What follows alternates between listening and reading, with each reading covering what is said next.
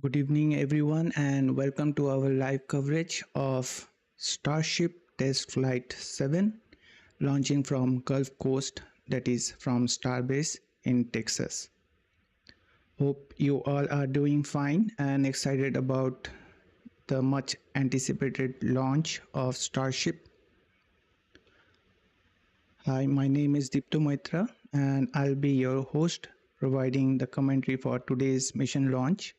And you are watching AstroYonder live.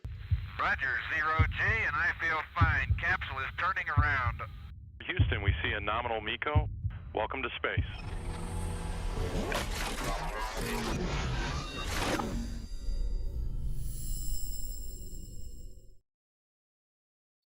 So hello there. We are waiting for the Starship Flight 7, which is packed with exciting milestones. For the first time, Starship will deploy 10 mock Starlink satellites, simulating future satellite deployments. This mission also features a Block 2 Starship upper stage with several upgrades, including a more powerful flight computer, improved heat shield tiles, and a new forward flap design to enhance re-entry performance.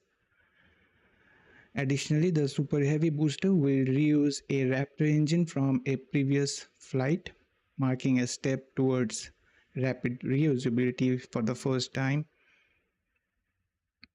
And the most fascinating part to watch, the booster will attempt its return to the launch pad for a catch attempt using the mechanical arms, or also known as chopsticks, which this maneuver we did saw in the flight 5 as well. So now sit back, relax, and let's witness this groundbreaking event together.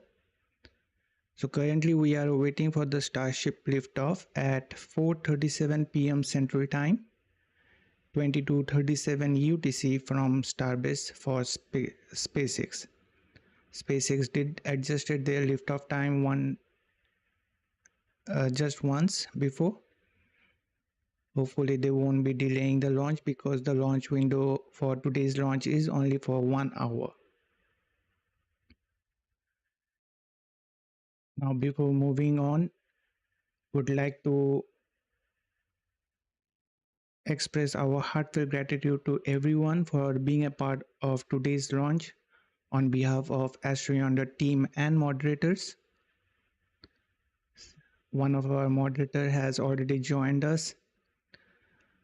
We really appreciate you all being here. A big thanks to our amazing YouTube community for being here today as we provide detailed coverage of space launches, complete with extensive stats and thorough insights.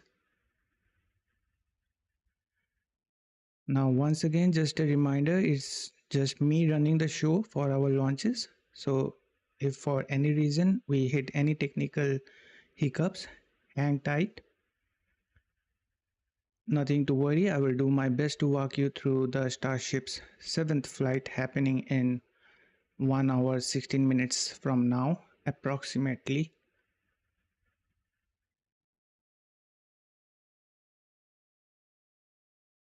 Now I would like to welcome firstly all of you once again and our moderator here, Optripika, for joining us.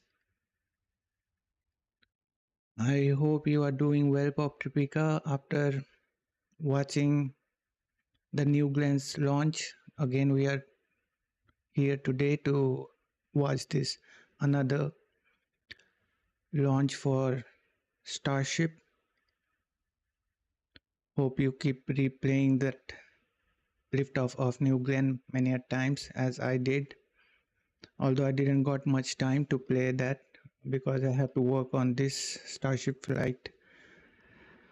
So now let's get back to today's mission.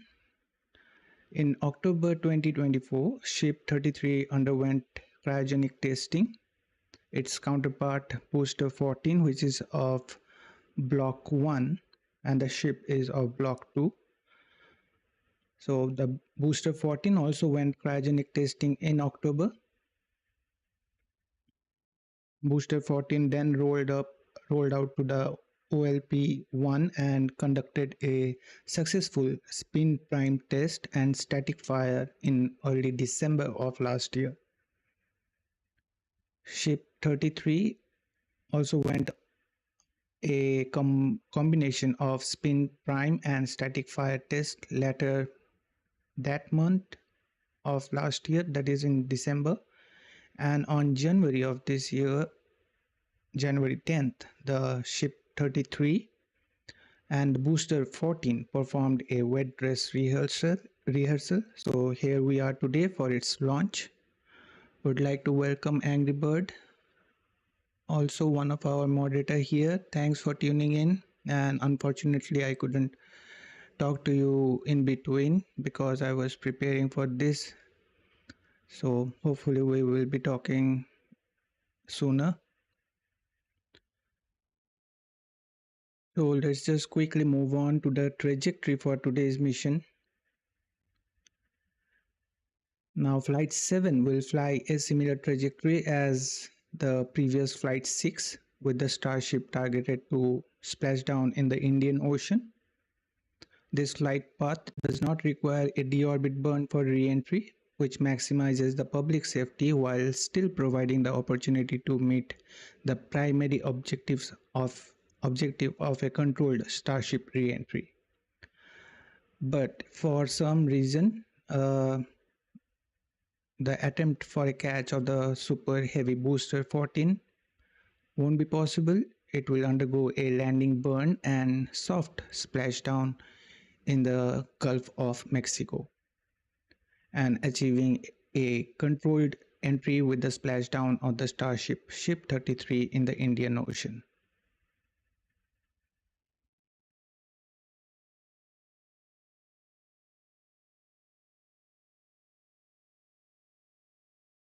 Now on your screen you can see a little bit of animation which I tried to mimic the flight profile for the trajectory for the Starship Flight 7. Now let's move on to the flight profile animation. So sharing the same flight profile with Flight 6, the Super Heavy will ignite its 33 Raptor engines and lift off from Starbase. About 2.5 into the flight, the Super Heavy booster will separate from Ship 33 with a hot staging, where Starship Raptor engines ignite and both stages separates, similar like that we saw from Flight 2 to Flight 6. About 2 to 3 seconds after, well, let me just make this slide to on loop so that you can keep seeing, because the things I will be saying, it won't be synchronizing with it. So where I was at, about 2 to 3 seconds after the hot staging, we will have the hot stage jettison. Then the booster will perform its boost back flip and boost back maneuver, and once again we will try to return the booster to the launch site back in Texas for a catch by the towers with chopstick arms. Now we won't be attempt that catch if both the booster and tower are not healthy. While the booster will be performing its job, the ship's 6 engines will remain lit for a few minutes before shutting down as the ship enters into a coast phase. The ship will coast for about a total time of approximately 40 minutes or so, reaching a peak altitude of approximately 213 kilometers. Although this peak altitude is not very much clear to me for this flight 7, but this will be around that. Then additional objectives in today's flight is that when the ship will be in the coast phase, the first time we will have the payload deployment of the Starlink simulators and the in-space burn using one of the ship's Raptor engine. And performing this in-space burn will help to get data from future deorbit burns in upcoming Starship's orbital missions, possibly the next one. Because if we have to catch the ship, then it has to be an orbital mission. Now, after the course phase, the ship will undergo a controlled re-entry, and if ship makes it all the way down, then we will have a flip and landing burn before splashing down in the Indian Ocean. And just a reminder again, like that of flight 6, similar to like flight 6, we will be flying the ship in an aggressive angle of attack once the ship is subsonic, which it means that when the ship will be traveling then slower than the speed of sound, and which also means that the ship will be flying nose down instead of other belly flop orientations during few past missions which SpaceX opted for during its final descent, stressing the flaps during its re-entry and its ability to control the ship's attitude. Once again, just to not have any confusion, attitude means the orientation. Now here is the flight profile in a pictorial form. It's from SpaceX. While you guys are having a look to this, let me just address the chat over here.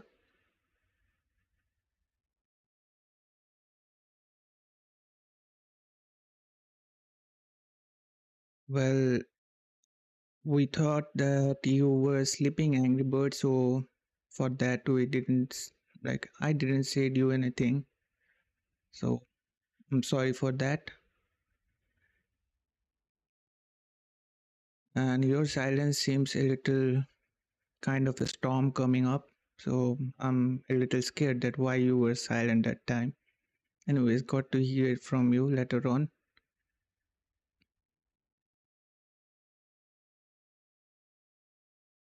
Well, it's fine. It's just for the excitement of this Starship and New Glenn. We can't hold on to both of these. So for that, any kind of effort is legitimate to me. So no worries that I have to work so much. It's fine. Yes, everyone is a little tired. This New Glenn made us tired, Paprika, but let's. It won't be taking much time with this Starship, so let's just quickly wrap up with this stream and we'll be done for at least the initial first month of excitement for this year. Hopefully there won't be any more such launches coming in this month at least. It's not possible, although. So now let's just quickly move on because we won't be having much time. We are 27 minutes away from the webcast to begin.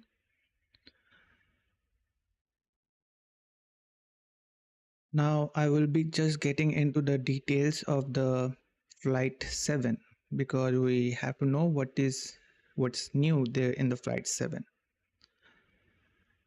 So in the if we will be looking for the primary objectives of the Flight 7, it's the deployment of the Starlink simulators, where the 10 Starlink simulators are planned to deploy to test the system's ability to deploy payloads in future flights.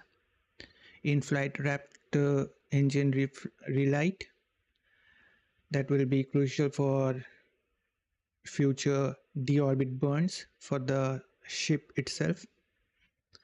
And again, for the third time, we will be attempting super heavy booster catch attempt. Although we did out of these 3 times, I don't know for today what it will be happening because it is a dynamic event and we can't promise that it will happen anyhow. So out of these 3 attempts, initially we did it at the very first attempt during its flight 5. So hopefully we will be having this, because during flight 6 we didn't make the booster catch. I will be describing these points in more details. Just a second, let me give you all the overview so that you can have a rough idea. Then I will be getting into details. Now in today's Starship Ship 33, that is of a Block 2 variant, whereas the booster is of Block 1 variant. Now here we are having new forward flap orientation for the better aerodynamics and control during re-entry. And as this is a Block 2 version of the Starship, it's having 25% more propellant volume. Also, new generation heat tiles will be tested today. A vacuum jacketed lines for fuel to maintain fuel at optimal temperatures during upcoming missions they will be testing. And about the heat tiles, they will be having the active cooling heat tiles as well.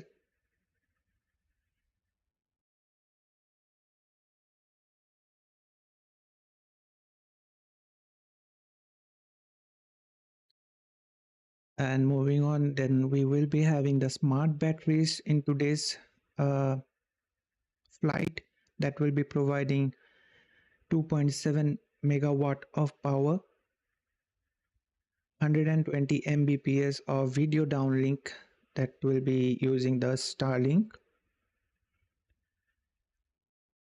And there are some modifications made for in-orbit propellant transfer to enable the transfer of propellant between ships in orbit. Although we won't be getting to see this one today, but it is an iterative process. So today they will be doing this, and probably they are doing this from very long time, but today is a step ahead to more improve this so that they can perform this in future flights. Then coming to the booster, well, I missed to play the slide. Well, just a second. Yes. And coming to the booster 14, the reuse of the Raptor engine from booster 12, it will be having the first Raptor engine reuse from a previous booster today. And the booster is of increased size, with the dimension now at a dimension of 52.1 meters in height and a capacity of 1,200 tons of propellant. So now let me just quickly get through all these points in details. So the primary objectives, as you can see on your screen, it's there. Today, this flight will attempt to deploy 10 Starlink simulator satellites. These simulators mimic the size and weight of next generation Starlink satellites. And by meaning the next generation, I think, and wherever I read, many at places it is referring to version 3, not of the version 2. Actually, initially the version 2 was meant to be launched on Starship, but as the size of the version 2 was so big to fit inside the Falcon 9, so then SpaceX managed to have the version 2 mini for the Starlink. Now for this one, I think they are directly jumping to the version 3 of the Starlink satellites. Now this event will be providing a testbed for the deployment mechanism of the Starship as well. The deployment will occur on a suborbital trajectory with the simulators splashing down. Although this SpaceX mentioned that they will be splashing down, but there are two possibilities in this case. So either they will be splashing down or burning up in the atmosphere upon re-entry. In either cases, there is no harm to people around. So this test is crucial for validating the payload deployment capacities of Starship, which is designed to carry significantly larger payload than current systems like Falcon 9. And about the technicality of this event, the simulators will be released from Starship's payload bay, which currently has a simple door mechanism suited for flat next-gen Starlink satellites. This test will ensure that the deployment sequence include door operation and satellite ejection functions correctly under the stresses of spaceflight. Also, the trajectory and the re-entry dynamics will be studied to understand the behavior of the payload during descent. Now, in-flight Raptor relight is the another objective of today's Flight 7. The relight test involves restarting a Raptor engine in the vacuum of space, which differs significantly from atmospheric relights due to the lack of atmospheric pressure aiding combustion. This test checks the engine's ability to ignite, maintain combustion, and provide thrust in zero gravity, validating the engine's restart system and control software for future missions, which requires multiple burns.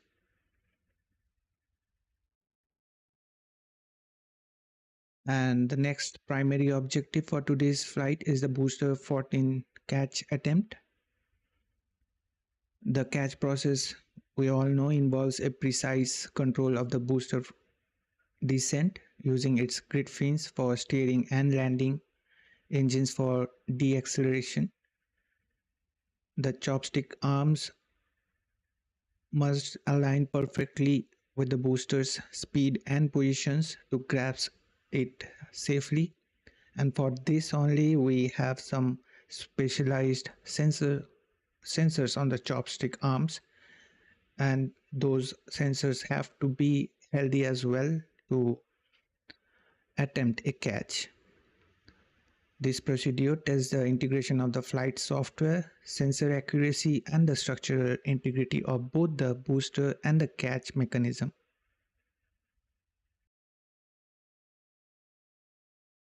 Previous flights have been success in this procedure, that is in the flight 5, and now flight 7 aims to refine this process further, ensuring repeatability and reliability. Now let's talk a little deep about the new developments in this Starship Flight 7. Also would like to encourage all of you joining us here to kindly indulge in chat so that we can know about you more, to hear your opinion. We would love to hear from you as I'm describing these objectives and new developments in the Flight 7. You guys can chat and we will be happy to know about you. And thanks for joining us for today's webcast. Now, the first one, the new forward flap orientation. Now here, by moving the flaps and reducing their size, the heat load during the re-entry is distributed more evenly across the vehicle's surface, which minimizes hot spots. This design also decreases the aerodynamic drag and increases control authority, critical for precise re-entry and landing maneuvers. The smaller flaps reduce the complexity of the TPS as fewer tiles needs to withstand high temperature. As mentioned that it will be a Block 2 version of the ship, so it is having 25% more propellant volume. The increased propellant volume is achieved through redesigning the propulsion system also, including larger fuel tanks and modifications to fuel feed line system. The vacuum jacketing of the feed lines is implemented to minimize propellant boil off Well, vacuum jacket, yes, it's there on your screen. Improving efficiency. This upgrade also involves changes in the structural design to accommodate the additional weight and volume, affecting the vehicle's center of gravity and overall dynamics. About the new generation heat tiles, these tiles are designed to withstand higher temperature with less degradation. The active cooling system involves circulating coolant through channels within the tiles or adjacent structures to dissipate heat more efficiently. This one will be quite effective. It's my personal opinion. I feel so. Previously, this was not there. So, this development aims to address issues from previous flight where tile loss or damage occurred, enhancing the vehicle's survivability during re-entry. The testing will also involve evaluating different materials for their thermal performance, which is crucial for long-term reusability. I guess I covered all the points from this slide, so let's move on to next one.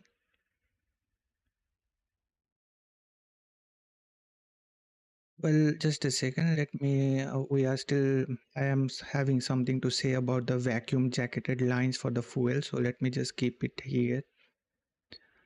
So these lines use a vacuum or low pressure gas within a double walled structure to insulate the fuel from external temperatures, which minimizes the risk of boil off in the vacuum of space. This technology is critical for maintaining the cryogenic state of the methane and oxygen during extended missions, ensuring fuel efficiency and safety. The vacuum jacketing also reduces the complexity of the thermal management systems on board. Now let's move on to the next slide as we are done with this one.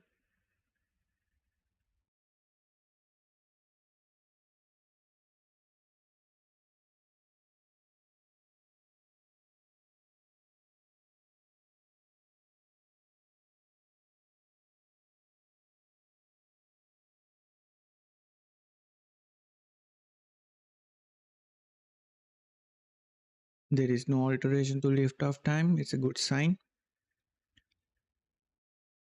Now the smart batteries are likely advanced lithium ion or similar technology, although it's not publicly disclosed, with integrated management system for optimal power distribution, health monitoring and thermal regulation as well. This power capacity supports all onboard system including propulsion, avionics, life support and communication during extended mission. The battery's high output is essential here for the rapid operations required in space like engine relight or emergency maneuvers. Then about the video downlink using Starlink. This system leverages SpaceX's Starlink satellite constellation for a robust communication link, providing high bandwidth video transmission from Starship back to Earth. We did got this kind of views previously in previous flight. This setup involves specialized antennas and transmitters on Starship that connects to Starlink satellites in low Earth orbit, offering low latency and high-speed data transfer.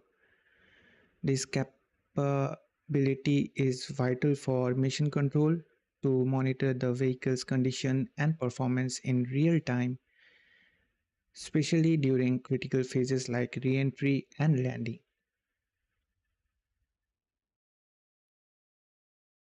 Now, the upgrades for the in-orbit propellant transfer.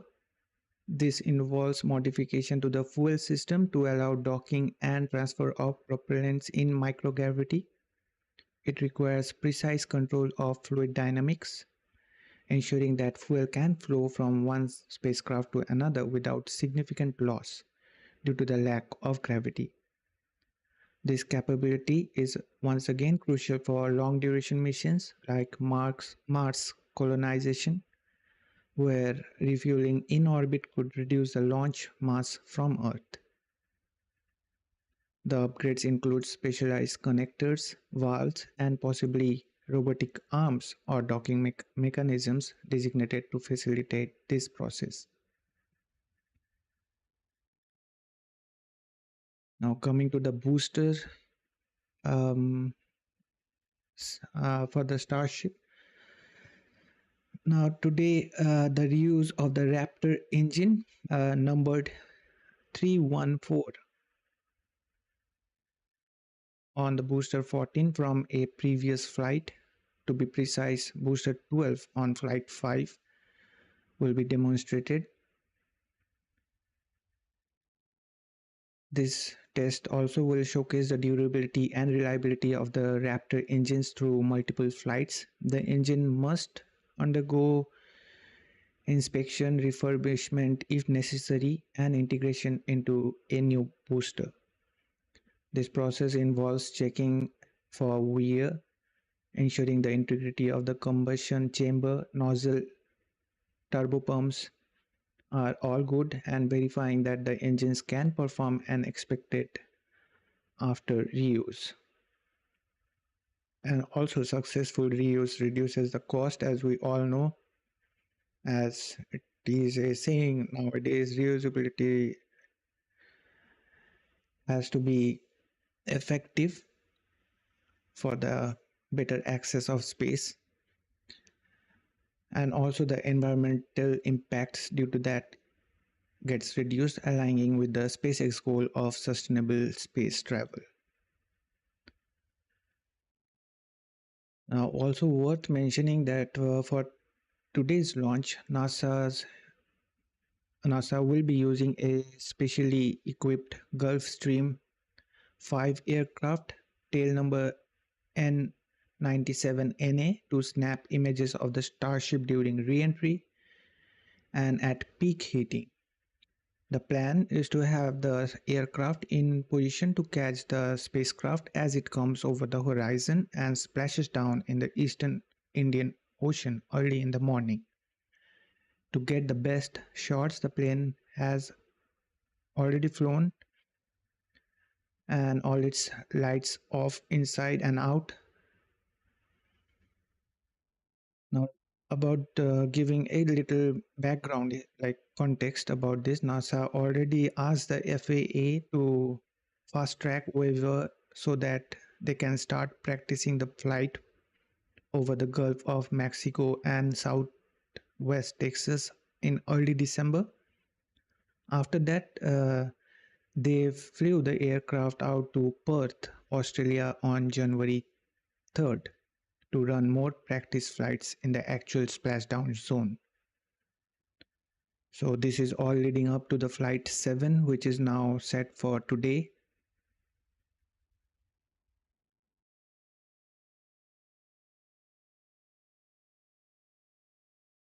Now on your screen is some differences between the Starship Flight 6 and today's flight. While you guys have a look to this, let me meanwhile address people here joining us on chat. We are near about 6 minutes away from the webcast to begin. Let me just check it. Yes, we are just 6 minutes away. So you guys have an idea so that you can better understand that what is new in today's flight. Yes, Boca Chica, I think I didn't got any particular mention of Raptor 3 to be used in this one. I guess this is also Raptor 2, not the Raptor 3. Because last time we got update for Raptor 3, it was still in the development stage. Like some minor touches were left.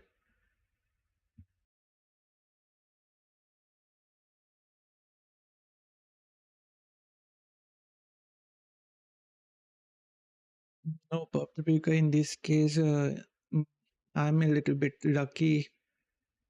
My dad is a little interested in space, but although he is not at all fond of these launches, he is more into the philosophical side of the space exploration about Milky Way, galaxy, nebula, black holes.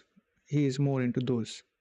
Mostly, he is always watching those series in Discovery Science and Discovery Channel into the space and what through the wormhole with the Morgan Freeman, this kind of stuff. He is so much fascinated about those things. And yes, I hope that to have Mermaid, my Kate Mermaid and Jessie to cover the launch. Hopefully, someone is not getting angry me saying the term mermaid over here.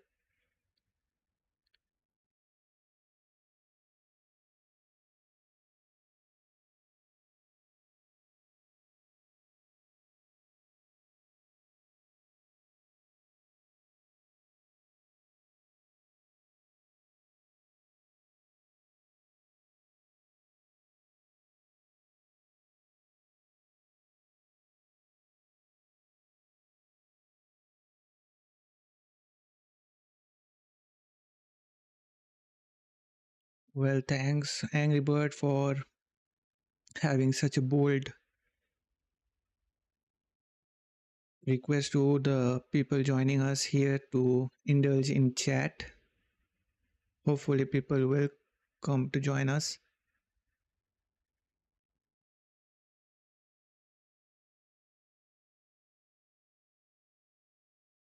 Now we are just 3 minutes away from the webcast to begin. As you can see right now on your screen some of the differences between the flight 6 and 7, which I tried to figure out just in small sentences so that it will be easier for you to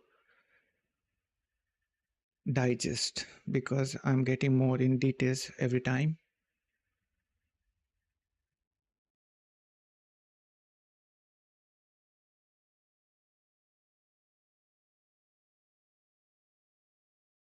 Although there is nothing to see about the pre-launch timeline, but here is a glimpse of a post-launch timeline on your screen.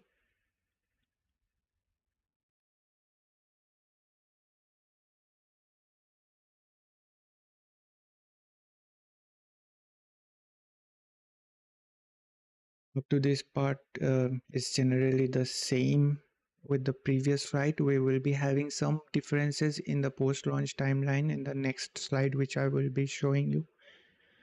We are 2 minutes away from the webcast to begin, so be ready.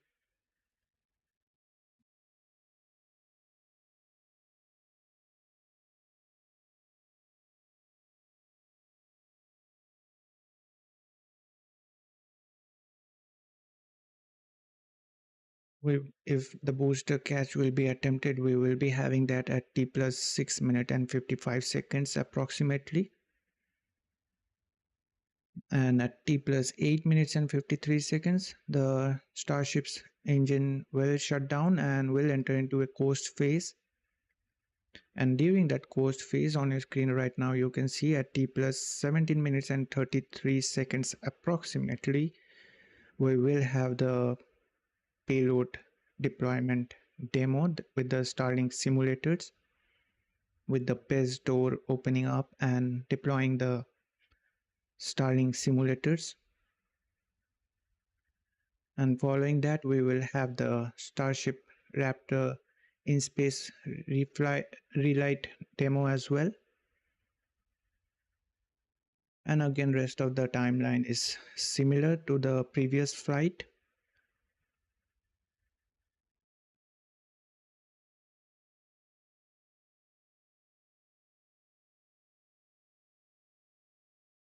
Once again, we would like to thank all of you joining us for today's launch, making our stream to have a little bit of strength so that it can reach to other people.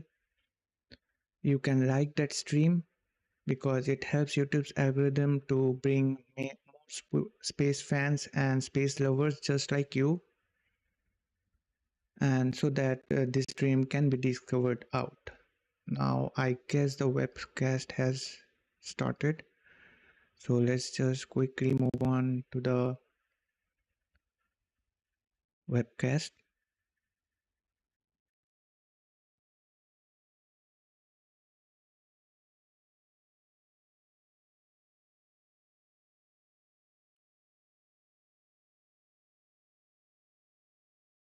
Well, I'm not receiving any audio from the webcast they started.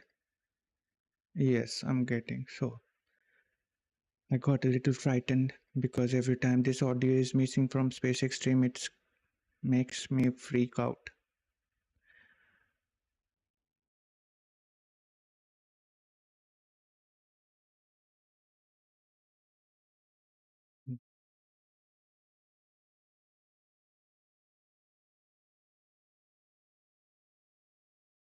Now the webcast has started. Soon we will be having the actual webcast to start.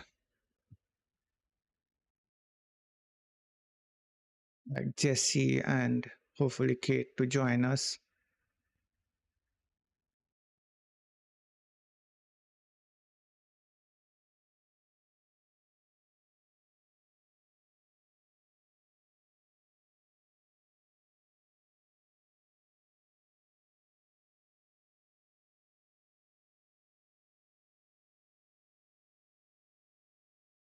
Now it's a request once again that adding value to your viewing experience is our top priority. If you felt we somewhat achieved that, please consider liking this video, which really helps YouTube's algorithm bring in more space fans and helps others to find out this stream. Also consider subscribing to our channel as we work hard to bring you stream packs with stats, details, and insights.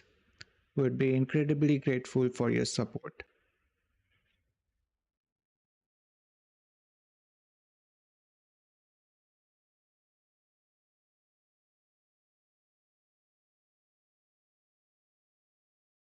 And just a quick reminder about the booster catch. I would like to mention this, although everyone knows about this, but those of who joining us don't know about this, I'm referring to them, that the booster catch will require a healthy system on both the booster and the tower, along with a manual command from the flight director.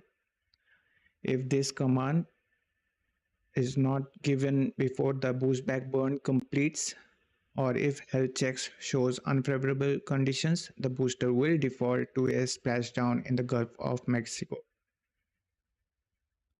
So don't get disappointed if we won't be having the booster catch, but hopefully we can have it. Well, Fairmaid join us. Fairmaid, isn't it late at your place or is it early in the morning? I guess it will be early in your morning. Thanks for joining us, Fairmaid. Hope you will be enjoying the stream, and also we hope that you all will be enjoying the stream. We are still waiting for the AOS as per Bob Tripica, acquisition of signal from SpaceX end.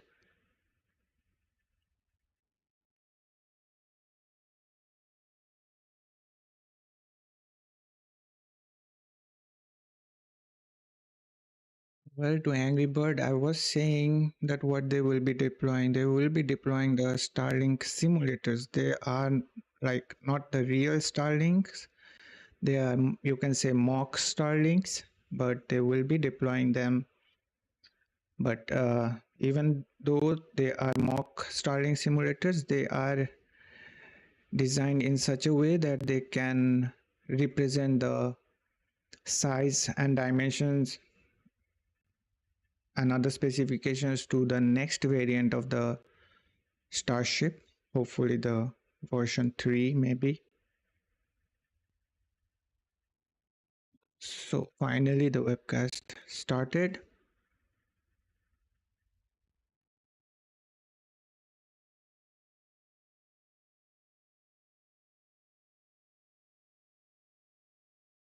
Look, already Pop Replica said you angry bird.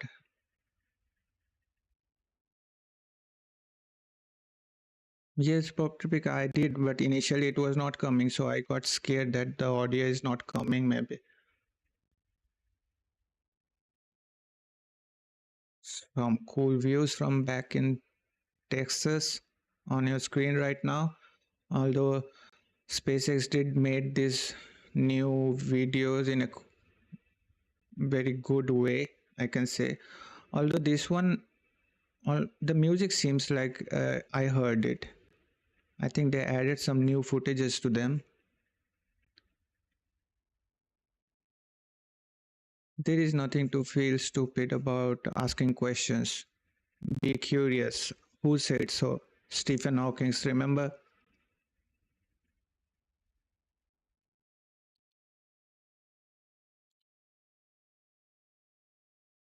Let this video conclude. Upon that, I'm turning on the audio because these are having some music, copyrighted music.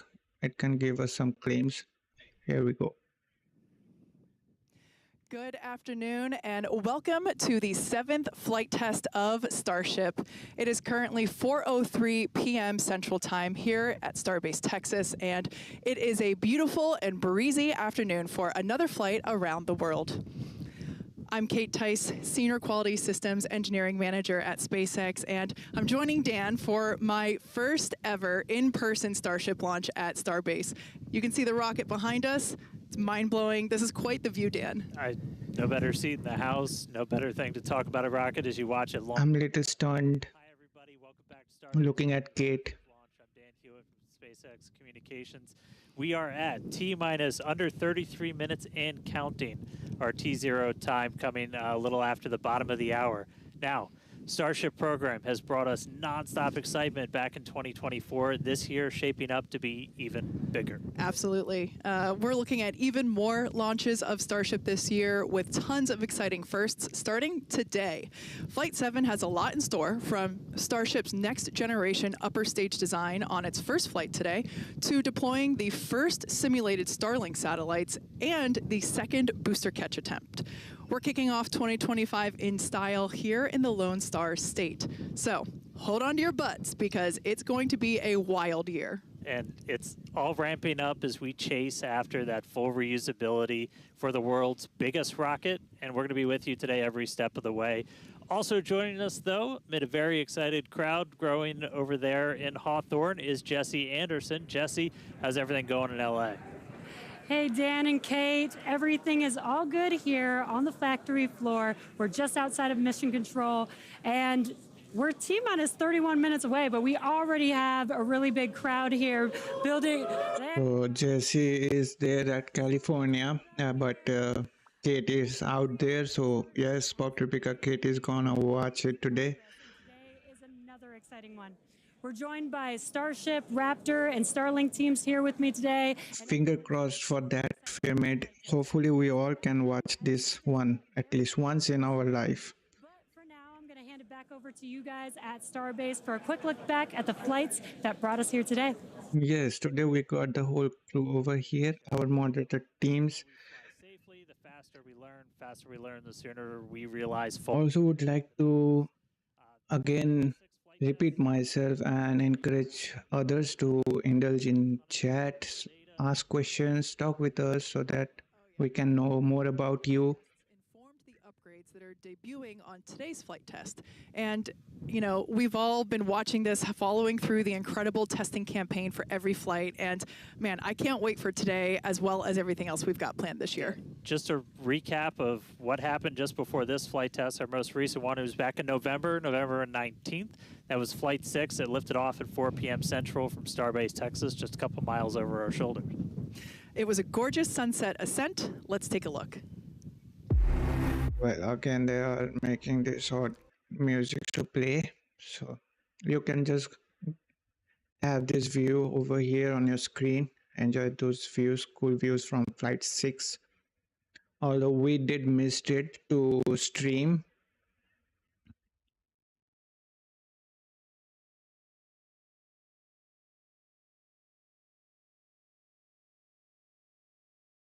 I don't know what is everybody will get to see one day, hopefully. And no matter what, it will be splashing down in the ocean, so you will be on land. You hopefully you won't be getting hurt or something.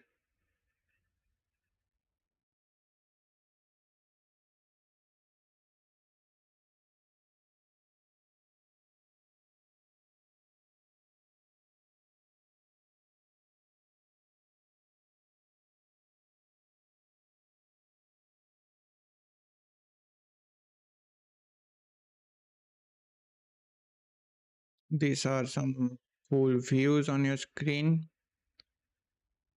from Starship Flight 6, although right now I'm regretting that why we didn't streamed it.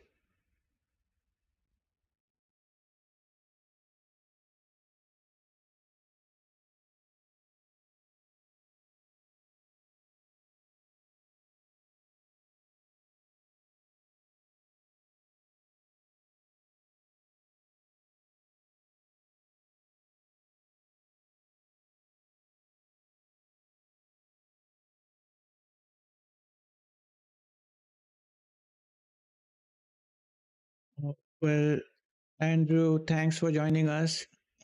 And to your question, right now you will be getting an answer to that on your screen. And already one of our moderator answered you.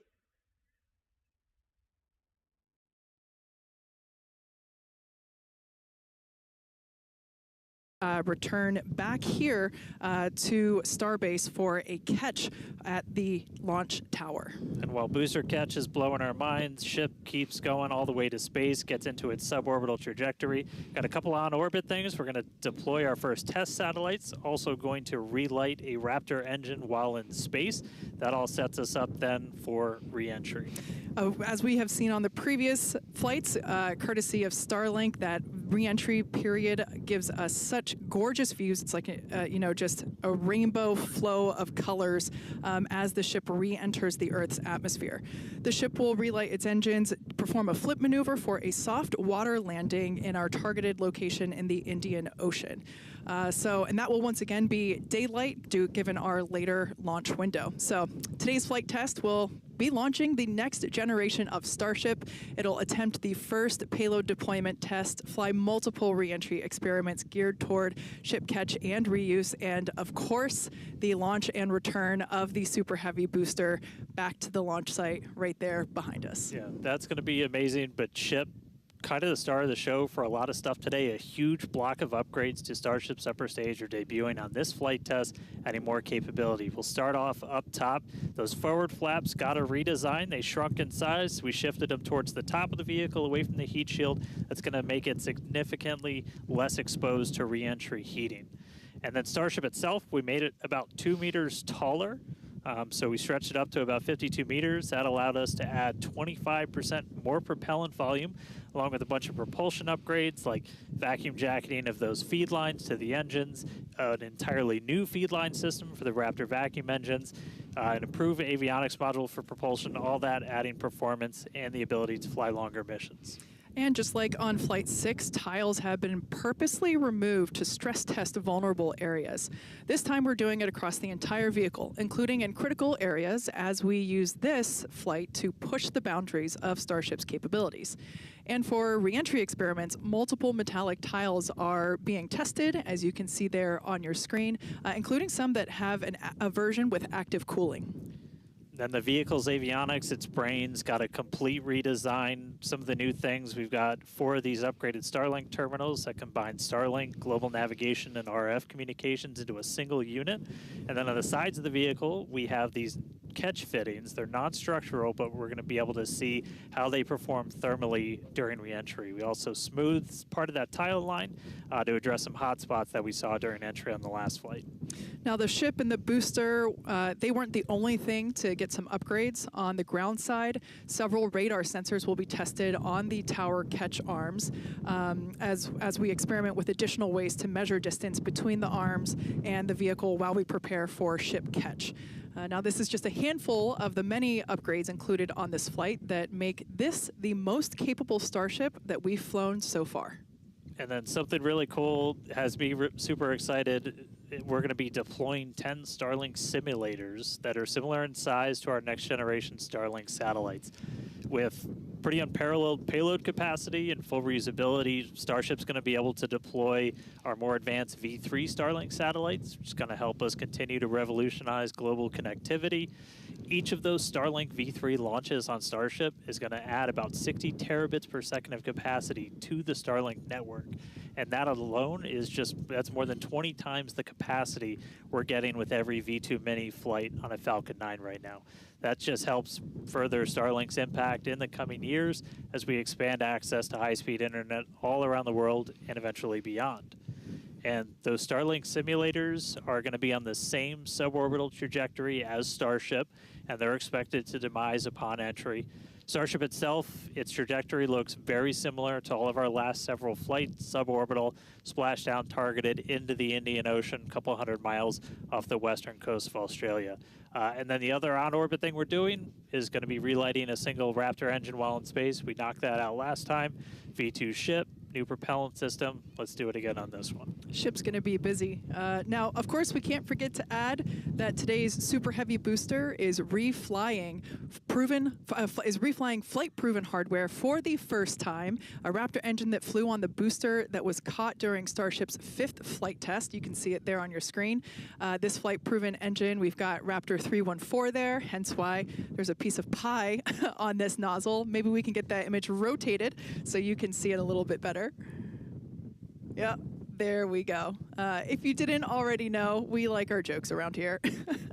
So that's what we have planned for today's flight test, and so far everything is on track as we continue to count down. We're now within 23 minutes of launch. We're at 22 minutes. So it's confirmed that it is version 3 Starlink satellites they will be deploying. So, and also to refer Steve Vetter joining us on today's stream. Thanks firstly for joining us.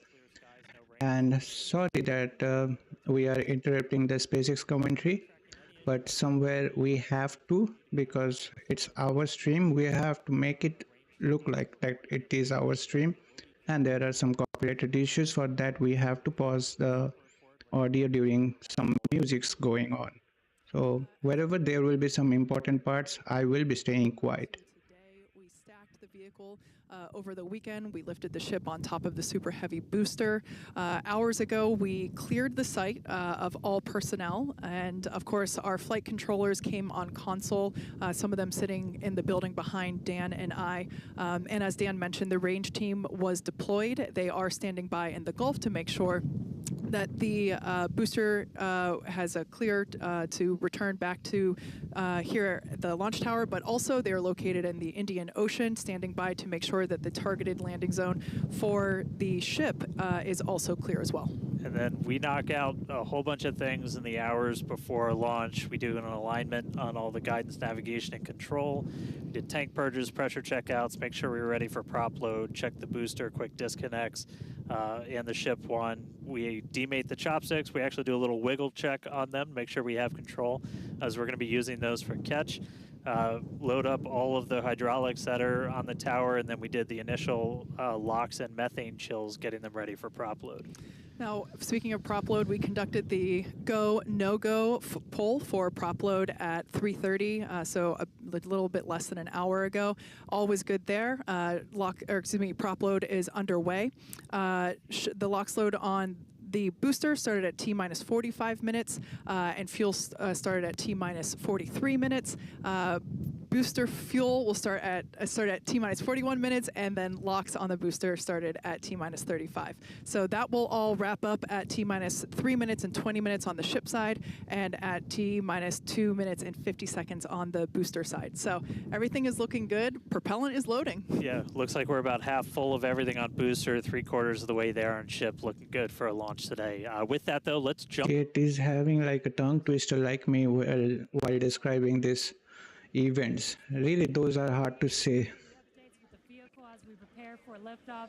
There is a lot more people here, as expected.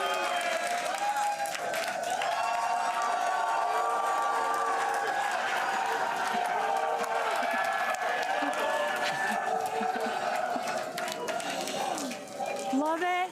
All the Raptor engines are built here, so there's a lot of that team here in the crowd, so they have a strong connection to the start. Right now, we are coming at T-minus 19 minutes and 40 seconds. Here, we should be having the Raptor engines to begin chill down on both the booster and ship. Need high-cadence, low-cost flights for cargo and crew. As the only fully reusable rocket with this kind of capability, Starship is the only vehicle in development that will be able to unlock our multi-planet future. Starship uses a first-of-its-kind on-orbit propellant transfer to refuel in orbit in preparation for these long trips. With milestones like ship catch and in-orbit prop transfer coming up, 2025 promises to be huge for Starship and our journey to Mars, with our first trip currently planned for the end of 2026. Between the reusability, low cost, and heavy lift capabilities, this all comes together to help us deliver up to 100 people at a time to destinations both near and far, and to deliver payloads farther and at a lower cost than any other vehicle. We'll be able to launch more massive payloads than anything else flying or in development today, capable of sending things like giant space telescopes or the next generations of space stations into orbit on a single launch. So while today's flight is just a test, the future is much closer than we realize. But one flight test at a time. So let's head back to Dan. Welcome Vlad for joining us. Now it's a full house, Boca Chica, whole team joining us. Two major parts: the ship, which has 6 Raptor engines, and the Super Heavy booster, which has 33 Raptor engines. The Raptor engine is a reusable methane-oxygen staged combustion engine that powers the Starship system and has twice the thrust of the Falcon 9 Merlin engine. Now, just like we saw flights 1 through 6, the current iteration of Starship is an experimental vehicle flying for development. As we mentioned earlier, today's flight is debuting a ton of upgrades that we've had in the works in order to increase Starship's reliability and performance.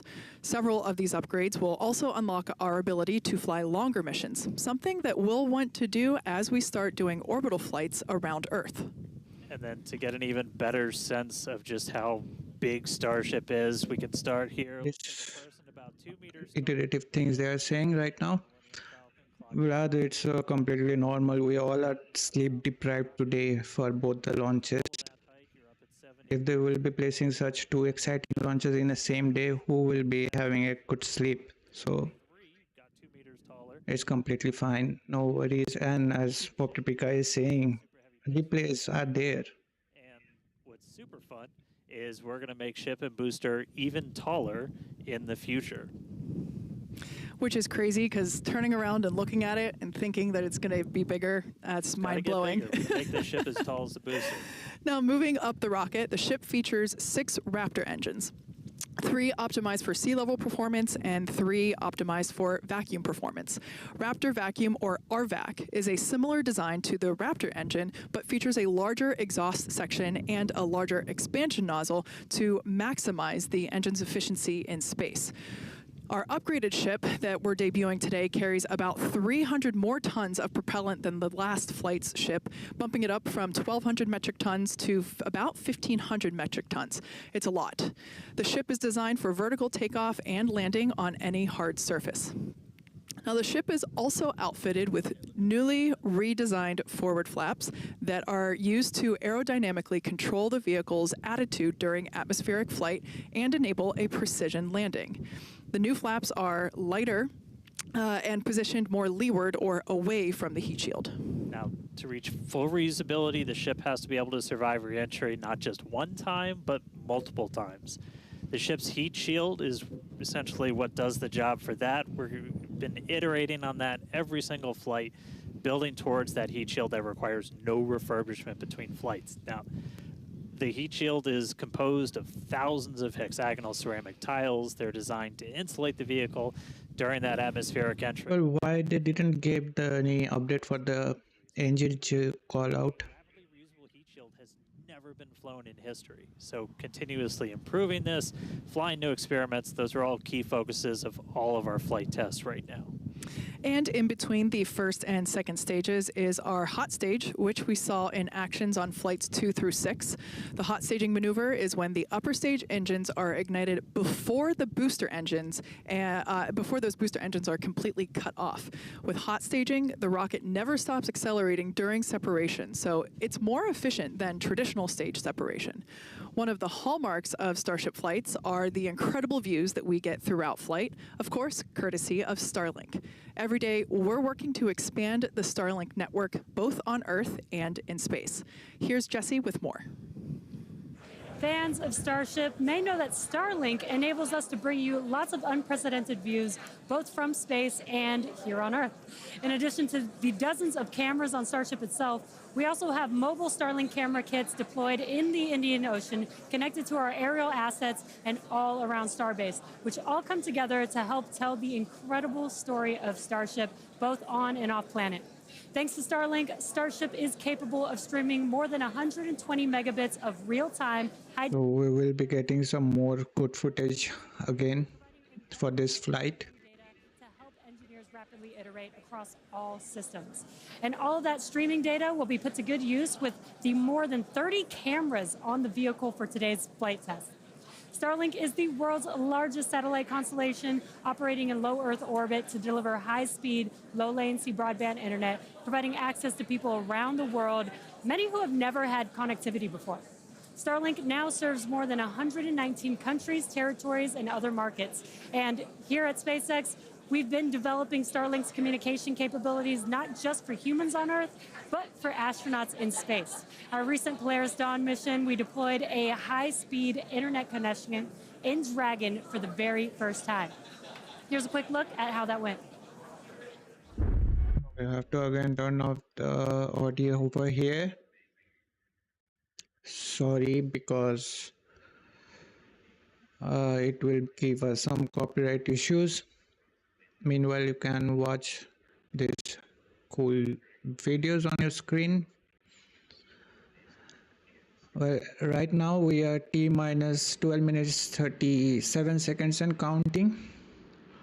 Hopefully we didn't got any call out, although, but hopefully we started the Raptor engine chill down on both the booster and ship. This is where the Raptor engine on both the Starship and Super Heavy begins the chill down process. This involves circulating cryogenic propellants through the engines to cool them down, reducing thermal stress when they ignite. And this will be happening on prior to the liftoff.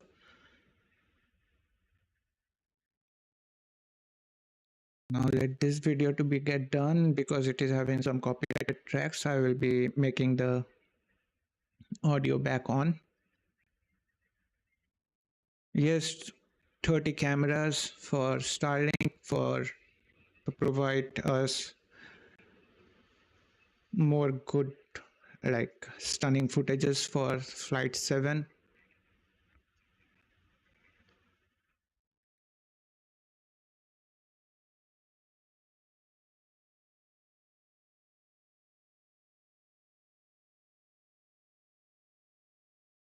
From connecting astronauts in space to providing high-speed internet to more than 4.6 million active customers here on Earth, the Starlink team is laser-focused on expanding coverage, increasing speeds, and lowering latency so that we can connect as many as possible around the world and beyond. Last year, we activated Starlink in 27 new markets and are now covering a global area home to 2.8 billion people, including those who live in some of the most remote places on Earth. To meet the growing global demand for high-speed internet, SpaceX opened a new 700,000 square foot factory in Bastrop, Texas, and introduced Starlink Mini as well as an upgraded version of the Starlink Standard kit. The SpaceX team also achieved an unprecedented launch cadence, conducting 134 Falcon launches, with 89 dedicated to expanding the Starlink constellation. With each launch, Starlink adds more capacity to the constellation and continues to expand its coverage, connecting even more people in underserved and hardest to reach areas of the globe. Now, while our mission to connect the unconnected is far from complete, you can check out some of the Starlink team's highlights from 2024 and learn more about how our customers are furthering Starlink's impact around the world at starlink.com/stories. And a little bit closer to home, we do have a few updates for those impacted by the fires here in Southern California. So far, the Starlink team has provided about 1,350 free kits to fire departments and other disaster response organizations from down in Orange County all the way up to Malibu. Well, this part is not related to the mission today, so just in between, let me quickly tell you, because later on they will be talking important things and don't want to interrupt you guys to hear those important things. As we are chilling down the Raptor engines for both the booster and ship, back from T-minus 19 minutes and 40 seconds approximately, we will be getting a next major milestone in the countdown before liftoff. It will be having at T-minus 3 minutes and 20 seconds, where the ship propellant load will be complete. The loading of all propellant, that is the LOX and liquid methane, into the Starship will be complete. This marks the end of the fueling process of the upper stage, ensuring the spacecraft is ready for the launch sequence. So let's head back to Dan and Kate for a catch primer. Thanks, Jesse. We are now T-minus 8 minutes and 40 seconds until liftoff. Flight controllers on console there in the building just behind Dan and I. You can actually see the rocket in the distance at the pad 6 miles away. Our excitement is growing. I already am not sure if I'm going to be able to remain coherent after witnessing this, so looking forward to it. You'll be all right. You'll be all right. Just a quick status check. The ship fully loaded in its main tanks on LOX and fuel. We're going to load the header tanks, and booster is going to be closing out real soon as well. Let's talk about that second catch attempt, though. So we're going to use the tower's 2 gigantic robotic arms, call them the chopsticks, same thing we used to stack Starship onto Super Heavy for all the integration ahead of a flight, and that's what we used to catch by moving stuff like landing legs from the booster to the ground side. It's a lighter booster, means you can carry more into space. Now, in a nominal operational scenario following liftoff and after the 2 stages separate in flight, Super Heavy will return to the launch site, reignite its engines to slow the vehicle down, and the tower's arms will catch the rocket booster. And just to get to this point, just like before, thousands of distinct vehicle pad criteria have to be met prior to that return and catch. We need healthy systems on the booster, healthy systems on the tower, and a manual command from our mission flight director for the day. If we don't send that command before the boost back burn ends, or if any of those automated checks kick us out, that's what happened on Flight 6, the Super Heavy booster will divert to an offshore trajectory, and it'll go out and do a landing burn in a soft splashdown in the Gulf of Mexico. Now, we have said it before, but it remains true today. We accept no compromises when it comes to ensuring the safety of the public and our team. And As you enjoyed the stream, I'm joining you guys in just a couple of seconds, okay? One of the unique aspects of Starship flights is the return and the catch of that Super Heavy booster and the audible sonic boom that it comes with it in the area around the return location. General impact to anyone in the area is just a brief thunder-like noise, but it definitely lets you know it's coming. oh yeah, it's something our neighbors in Cape Canaveral, Florida and Vandenberg, California have become accustomed to over the years, and now we're bringing the boom to Boca. So here's a peek of what to expect.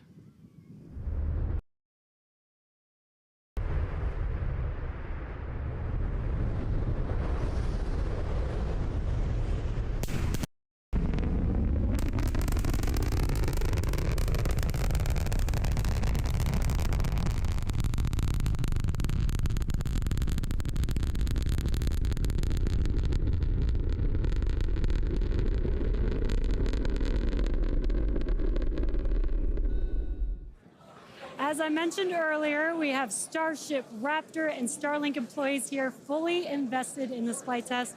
And of course, many other SpaceX employees also here across our site supporting their teams. Their teammates. Every flight test has been pretty unique, and we're all very excited for another round of firsts, but I'm pretty sure the crowd is looking forward to potentially watching those chopsticks catch another booster. So let's see how excited they are today.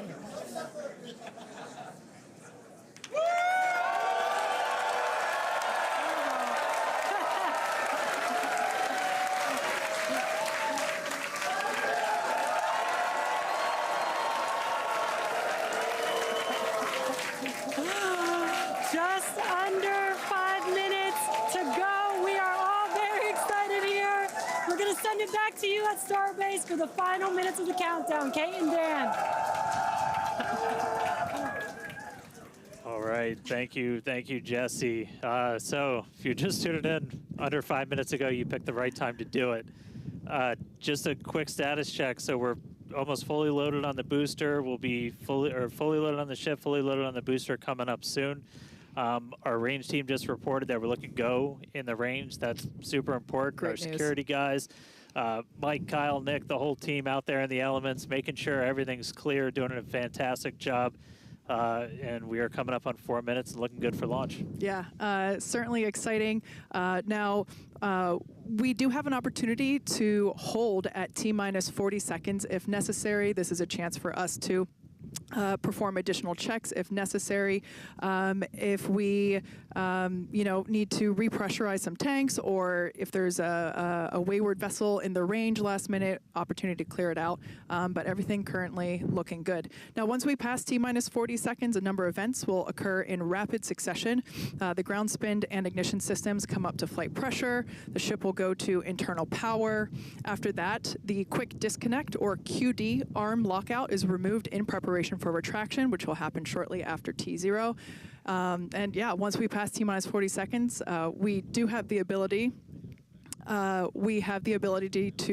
recycle the count under certain conditions back to that T-minus 40 second mark and hold there to assess what happened and assess opportunity to proceed again to T0. Yep, we've used that T-minus 40 hold a couple of times. Boat's usually one of the items, but we aren't tracking anything right now that would cause us to hold there. We can hold there for several minutes. Main thing you're watching at is you set a clocks because your temperatures will change and the fuel in the locks, everything pretty quickly. So you've got a couple of minutes that you can hang out and figure things out. There are items that if we pass them, we're scrubbed for the day. One of the main ones is that flame deflector at the bottom of the launch mount. Water begins flowing for that at the T-minus 10 second mark. If we scrub at any point after that, we'll be done for the day. And then teams will need to refill the deflector as well as all of our prop that we use to load on board the vehicle. It's pretty much just under 11 million pounds of prop sitting on that thing right now. And we can actually recycle in about 24 hours now. Which is incredible given the sheer volume of propellant that is on board the vehicle there on your screen. All right, coming up on the 2 minute mark. Again, a lot of ambitious things on the plate for Starship today.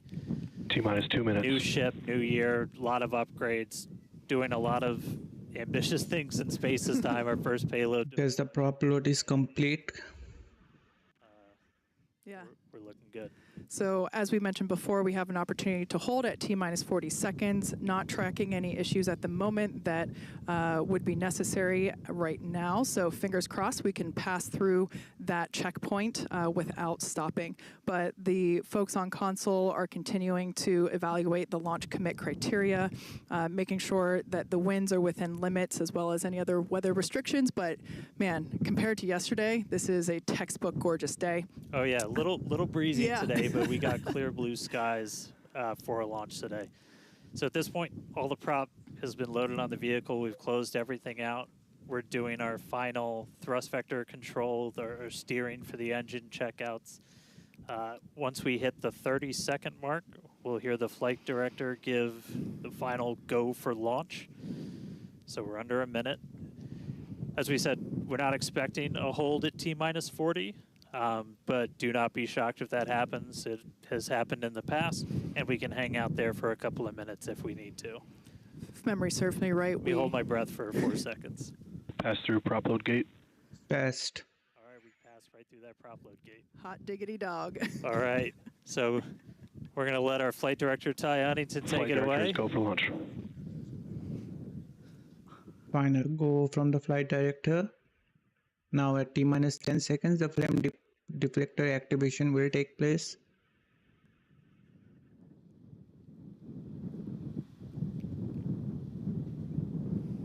T-minus 10, 9, 8, 7, 6, 5, 4, 3, 2, 1.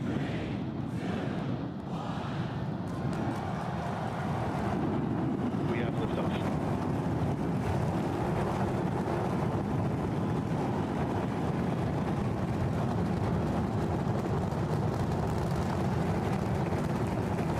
Vehicle's pitching downrange.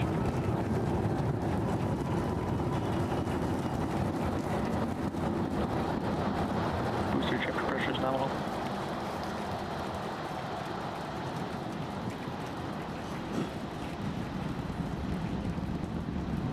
All right, we're more than 30 seconds into flight. Telemetry showing 33 out of 33 engines as it's pitching downrange.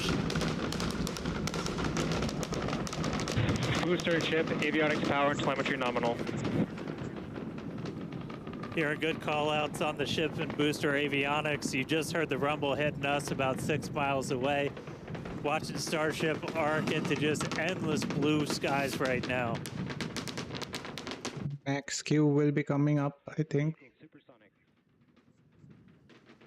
More than a minute into flight, the vehicle's supersonic.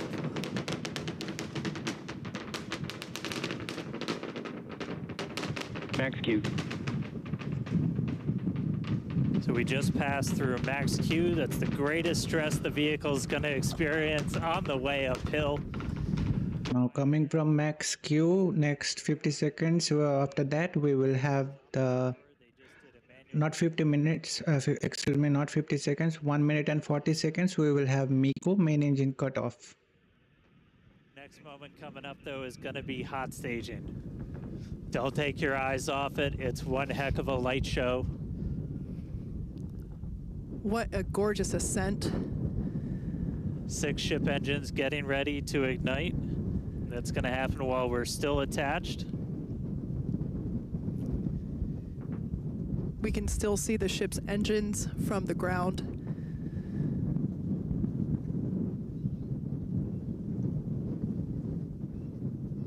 Got a little under 30 seconds away from that. We are hearing good call outs on the tower preparedness from the manual checks. Reminder though, we've still got automated checkouts on the booster and the ship itself. Following the hot staging, we will have the super heavy boost back burn startup within just 8 seconds. That is incredible news. Go. We just heard the call out for booster Right, engine MECO. cutoff. Engine startup. Most engines cut off, down to those Stage middle separation. 3. Cruise back burn startup.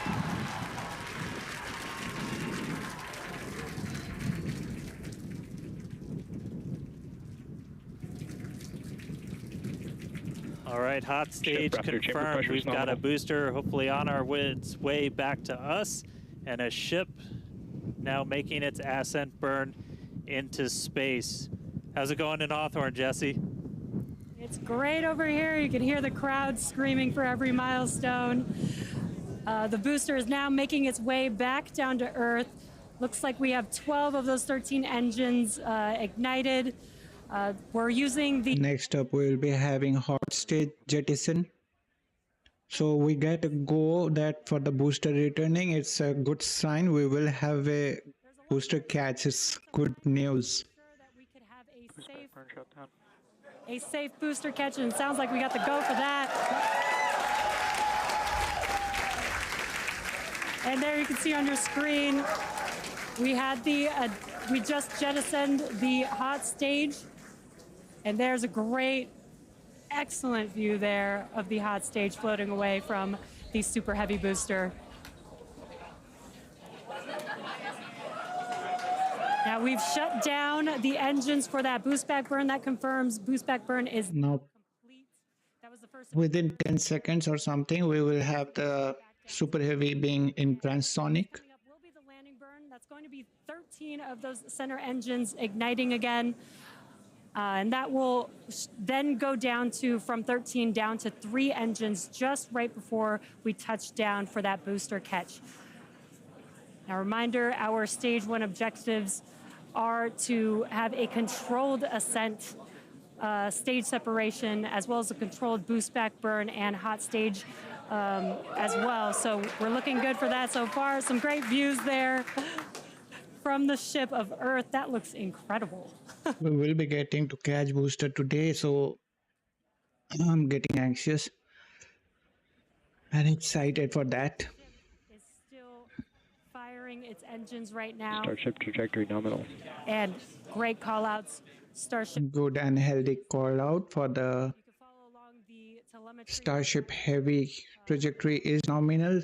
Another good sign for the catch attempt. For the ship. And these views are just amazing. T plus 6 minutes and 35 seconds approximately. We'll have Super Heavy landing burn to start. Again, the booster is currently making its way back to the tower today. So we're looking forward to a booster catch with the chopsticks. And in the meantime, you can see those grid fins there helping to control the vehicle and guide it back to its landing site. Booster FTS is saved. Now with that, we're going to hand it back. How's it going over there, Dan and Kate? How are you doing, Kate? Seeing that in person. Super Heavy boosters, flight transmission systems are saved right now. Dan had to take that entire segment because I couldn't talk. That was You can see awesome views now through the as booster is approaching to the launch site. like a speeding, just like Ship this rupture chamber pressure is silver nominal. flare coming back to the. Once again, we are standing by for attempting to catch the booster at the tower. This would be the second tower catch. Booster Landing burn. Seeing 13 engines. Booster now hovering as it aligns with the tower for catch. Booster coming in. Get Down ready to for that boom, Kate. down to 3 engines. Boom. Booster landing burn shutdown. Mechazilla has caught the booster. We did it once again, guys.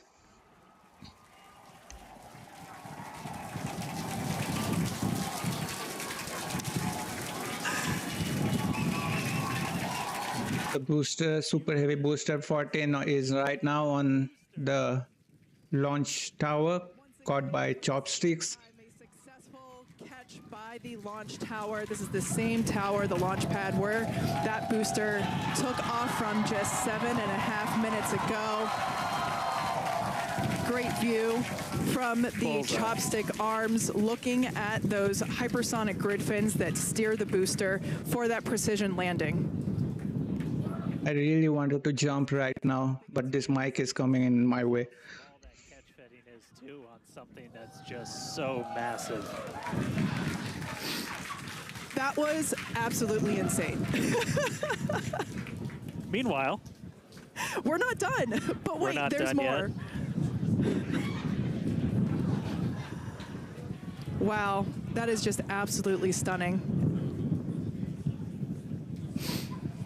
And this, of course, a gorgeous view. Now coming up, T plus 8 minutes and 53 seconds, we will have the Starship's engine cutoff, as it will be entering into an ascent phase for the Starship.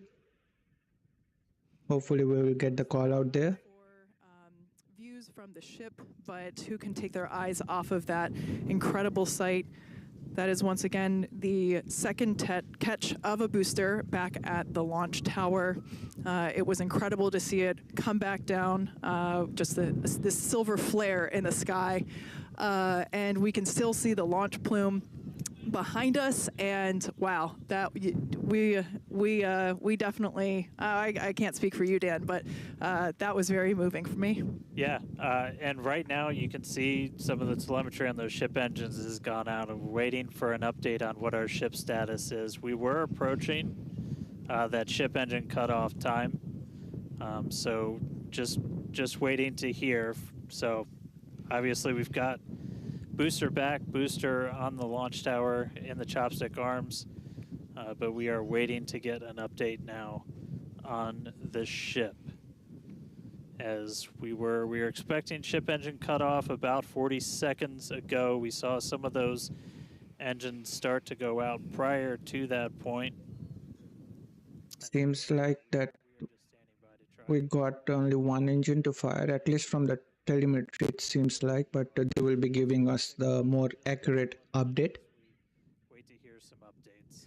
Now, if you just recently joined us, you might want to hit rewind and go back about 9-10 minutes ago to when Starship lifted off from the launch tower that you see there. We had a gorgeous ascent followed by a stage separation where the ship separated from the super heavy booster. The booster performed a flip maneuver and returned back to the Gulf Coast here. There you can see it on your screen. Obviously a successful catch back at the launch tower, which is something that we were all hoping to see and really couldn't ask for a more beautiful background with those blue skies and blue water there. As Dan said, we are standing by for an update on the ship that had ignited its engines and started making its way up to space. So standing by for more info on that. But wow, what an experience to see that take off and for that booster to come back. You can see it there up close on your screen to the place that it launched from. Hopefully we will get some good news from the ship's end, which is right now approaching space, hopefully. Make sure that everything is clear and acceptable conditions, both on the vehicle side as well as the tower side, in order to enable that catch. So obviously from the last two flights that we have done, where the Flight 6 we attempted but had to divert into the ocean, and then on Flight 5 we did have the first ever successful catch of the booster. We used the learnings of those two flights to hone in that catch commit criteria, and we saw success today, which is pretty awesome. Yeah. And just a quick status check. So we currently do not have comms with the ship. So trying to figure out exactly when that happened and exactly what happened. So obviously the flight controllers right now going through their data, looking to make sure it's not anything instrumentation on the ship, but actually try and get us a status. So again, we're gonna keep listening in on this. We'll give you an update as soon as we have a little bit more. So for now, stage 1 back in the tower, waiting to find out a little bit more about stage 2. Bit of frightening moment right now as we are waiting for the ship's update. The Block 2 variant, Ship 33, on its first flight.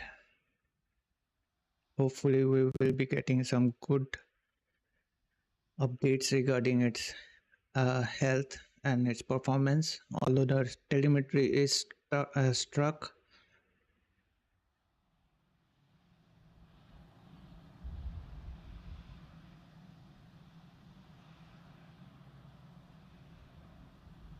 Yes, Boca Chica is not looking good for the ship, although, but yes, the catch was, I said, like the first time also I felt like to jump.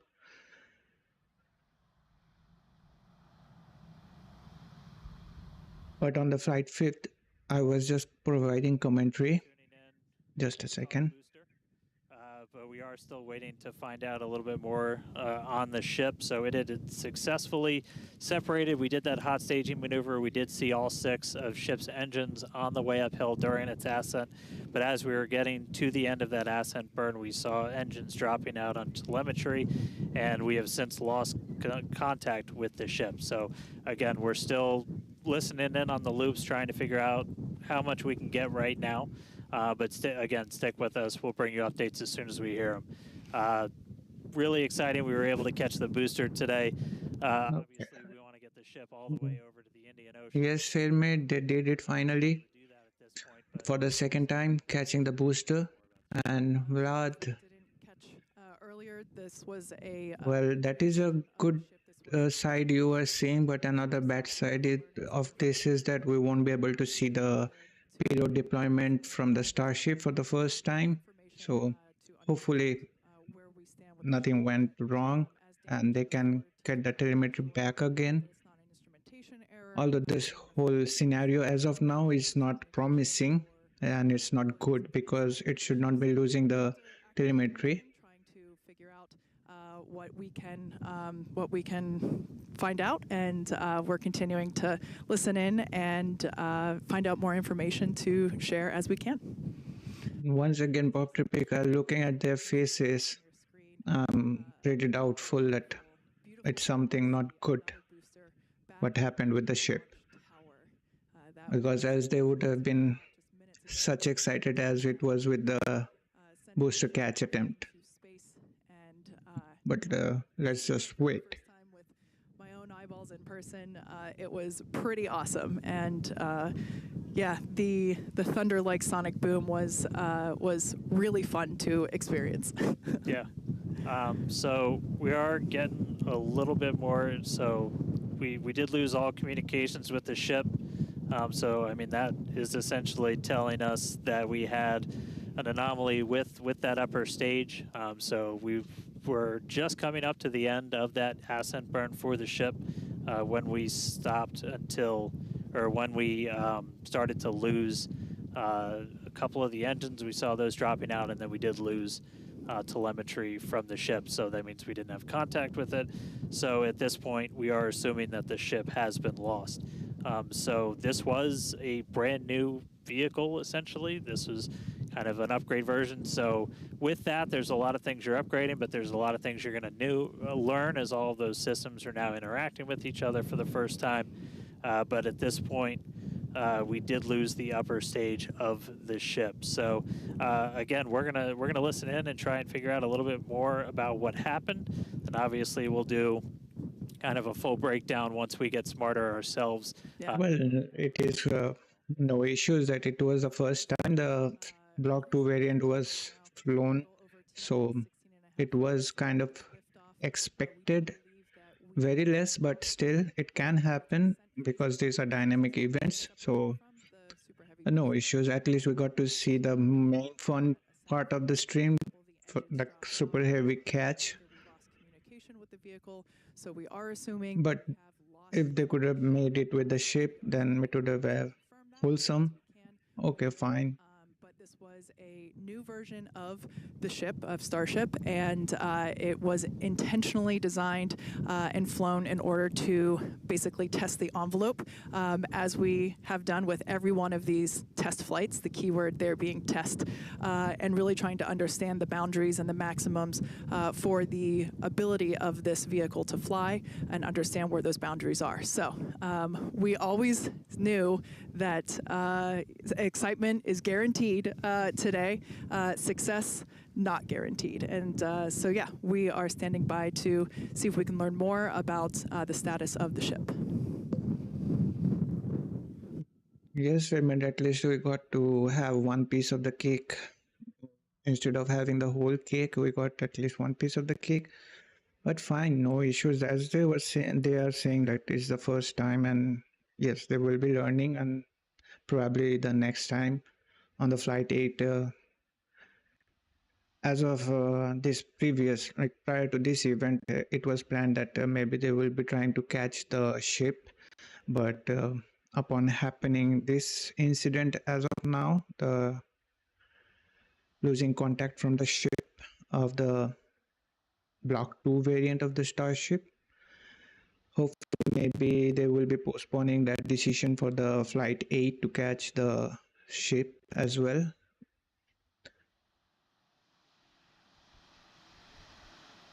Now we are waiting for any more updates for the ship.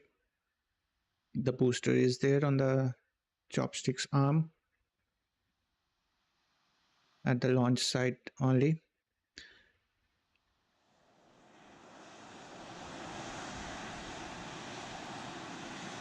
Yes, Bob Topeka, hope they will do have anyhow data to figure out but hopefully, like, I'm more concerned about that they won't be postponing the catch of the ship on the Flight 8 at least.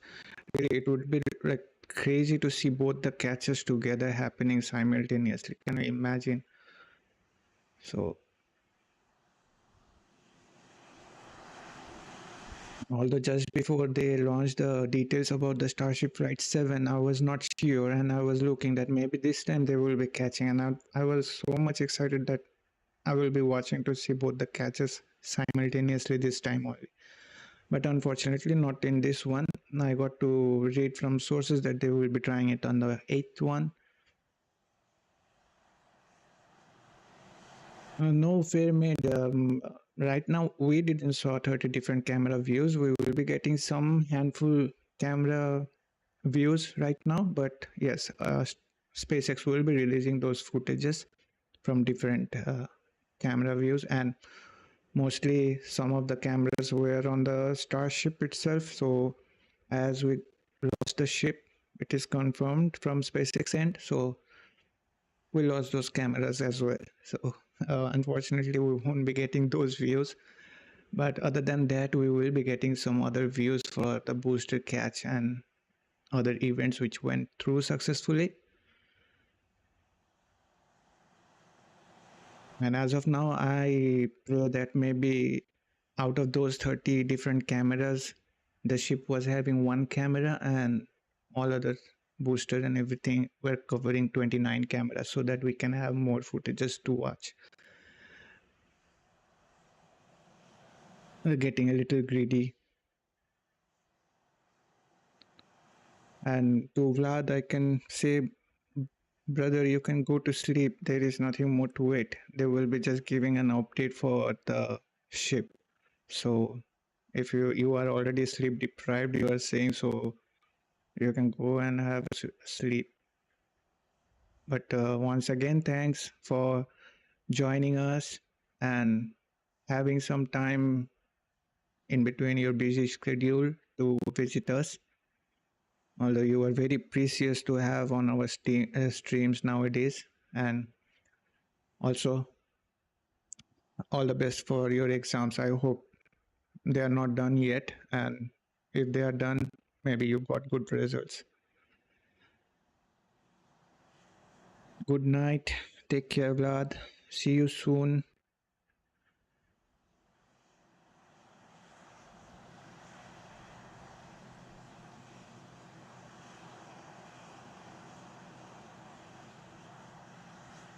So Angry Bird went to eat something. You didn't, I guess you missed the booster catch then. It was quite exciting, and as you went to eat, it was quite evident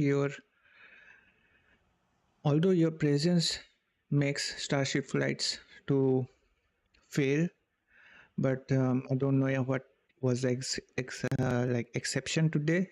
Your absence generally makes the Starship flights to succeed, but your absence was there, but we lost ship today.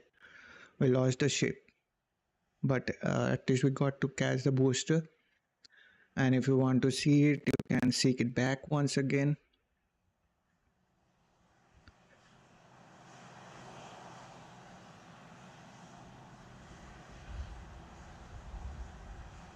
So as of today, January 16, we did got two bad newses. One is to lose the ship 33, the Block 2 variant of Starship, and in the early morning we did lost the GS1 stage 1 for the New Glenn. But okay, not a bad start.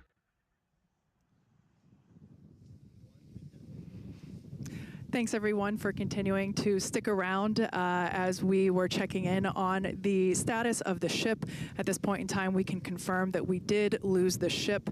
However, Starship, the total vehicle, did have an on-time liftoff at 4:37 p.m. Central Time from the launch pad just behind us at Starbase, Texas. Gorgeous ascent and successful stage separation. The booster pushed the ship off, and the ship disconnected during that stage separation. The booster came back for a successful, the second ever booster catch at the launch tower, which was pretty incredible to see. Yeah, it was great to see the booster come down, but we are obviously bummed out about ship. It looked like we lost contact with it a little under 8.5 minutes into flight. That's roughly when you start to get to that main engine cutoff. We obviously need to go through all the data. It's going to take some time. In the next hours, days, we're going to figure out exactly what happened, come back, fly the next one, get even farther. Reminder, it's a test. It's a flight test. It's an experimental vehicle. So we'll figure out what ended our day today and make sure it doesn't end our day tomorrow. So as we do that, we're going to continue to provide you updates on our X account on SpaceX.com. So just continue to tune in there. As we learn what happened, we'll be ready to share it. Exactly. So for now, we are going to wrap up our webcast. We'd like to thank the folks in the county for supporting the launch, as well as the agencies that enable us to launch, and of course to our viewers for tuning in. And thank you, Kate, for coming down, doing this with me. It was great to have you here. I'd do it again in a heartbeat. All right. Well, that'll do it for us. We'll see you guys at the next Starship flight test. See ya. So with that, we will wrap up our coverage also. Be sure to check out our social media handle on X for the latest happening in the space industry and updates on the upcoming launches. Hope you enjoyed the stream, although we had a little bit of disappointment with the ship's performance, as we lost the ship and we couldn't see the payload deployment for the first time for Starship. Anyways, no worries, we will be getting to see it on the next launch. And thanks Boca Chica, thanks Fairmaid, and thanks Vlad went away. Okay, thanks Angry Bird for joining us, and thanks overall to all of you joining us. Hopefully you enjoyed the stream and we could provide some valuable insights to the stream as we were before standing before the webcast to begin. We appreciate everyone joining us for today's launch. Wishing you a nice week ahead. As of now, no more exciting launches are ahead of us, so still we got a couple of Starlink launches and those common launches going on.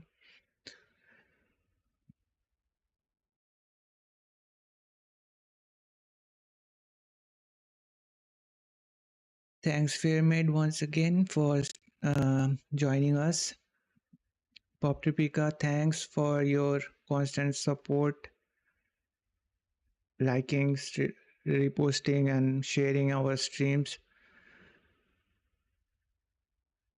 Also, thanks to Angry Bird for staying late at night.